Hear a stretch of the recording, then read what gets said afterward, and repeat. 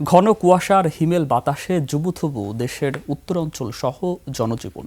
বেশি কষ্টে আছে দরিদ্র ও ছিন্নমূল মানুষ। পঞ্চগড়ে শীতের তীব্রতা বেড়েছে।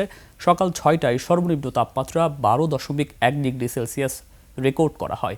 সপ্তাহ জুড়ে তাপমাত্রা ১১ থেকে ১৩ ডিগ্রি সেলসিয়াসের মধ্যে ওঠানামা করছে। ভারী কুয়াশার কারণে যানবাহন ধীর গতিতে চলাচল করছে। গাইবান্ধায়ও কয়েকদিন ধরে শীতে ব্যাহত হচ্ছে স্বাভাবিক জীবন। খেটে খাওয়া মানুষ, দিনমজুর, রিকশাচালক ও ছিন্নমূলরা সবচেয়ে বেশি কষ্টে আছে।